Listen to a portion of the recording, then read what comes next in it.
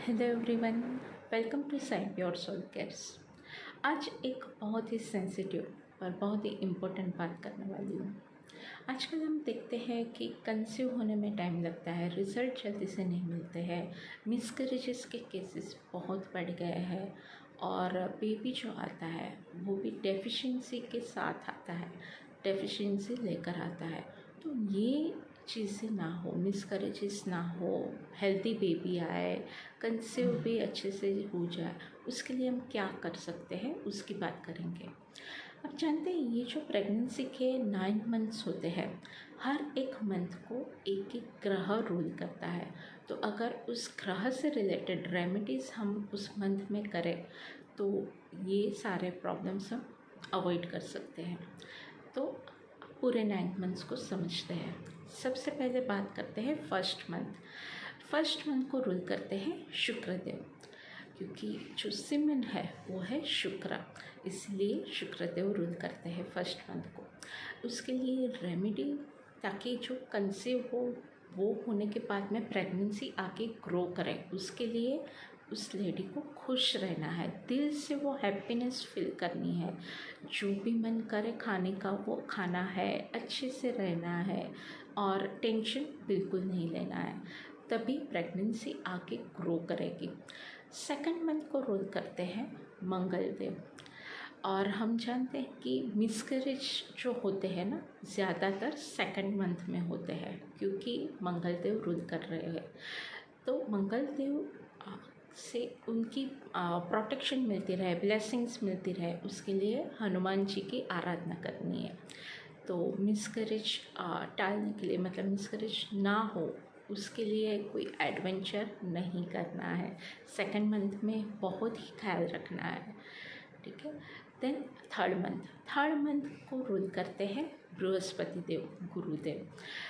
गुरु जो है वो जीव कारक है, तो बेबी में जीव आता है थर्ड मंथ में, और इसीलिए थर्ड मंथ के बाद मिसकैरेज के चांसेस बहुत कम हो जाते हैं। और रेमेडी है शिव जी की आराधना। वो जो लेडी है उनको उनके कानों में शिव जी का नाम सुनाई देना चाहिए, उनको खुद को ओम नमः शिवाय का जाप करना चाहिए, तो जो गुरुदेव के ब्लेसिंग्स है वो मिलते हैं। देन फोर्थ मंथ को रूल करते हैं सूर्यदेव। फोर्थ मंथ में बेबी के बोन्स ग्रो होने स्टार्ट होते हैं, इसीलिए सूर्यदेव रूल करते हैं। और सूर्यदेव जो है वो हमारे सोल के कारक है, तो थर्ड मंथ में गुरुदेव आते हैं जीव कारक, फोर्थ मंथ में आत्मा के कारक सूर्यदेव आते हैं। इसके बाद प्रेगनेंसी में मिसकैरेजेस के चांसेस जो है वो ना के बराबर होते हैं। और सूर्यदेव के ब्लेसिंग्स के लिए हमें सूर्यदेव की आराधना करनी चाहिए, राम नाम जितना हो सके वो सुनना चाहिए।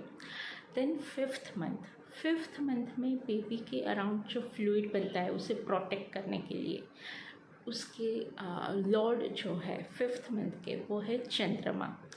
तो चंद्रमा के लिए अगेन ओम नमः शिवाय का जाप बेस्ट रेमेडी है।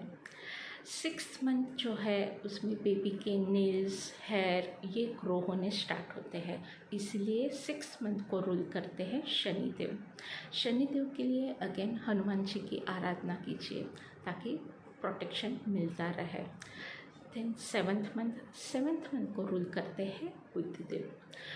बेबी में अवेयरनेस आती है सेवन्थ मंथ में, उनके सेंसरी ऑर्गन्स ग्रो होते हैं, नर्वस सिस्टम ग्रो होता है और किक मारने लगता है बेबी, और इसीलिए बेबी शावर हम सेवन्थ मंथ में करते हैं, ताकि जो ब्लेसिंग्स मिले, पॉजिटिव एनर्जी मिले, वो बेबी रिसीव करे, बेबी में वो अवेयरनेस आ जाती है, इसलिए।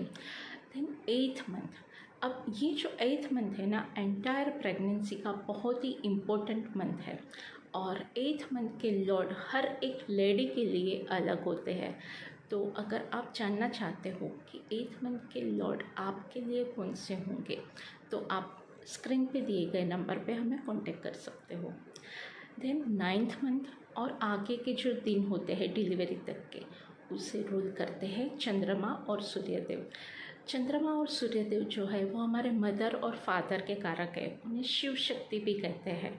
हम इस धरती पे आते हैं हमारे माता पिता की वजह से, इसीलिए चंद्रमा और सूर्यदेव रूल करते हैं। तो आई होप ये जो इन्फॉर्मेशन है वो आपको यूज़फुल लगी होंगी, और जिन्हें भी ज़रूरत है उनके साथ में ये ज़रूर से शेयर कीजिएगा।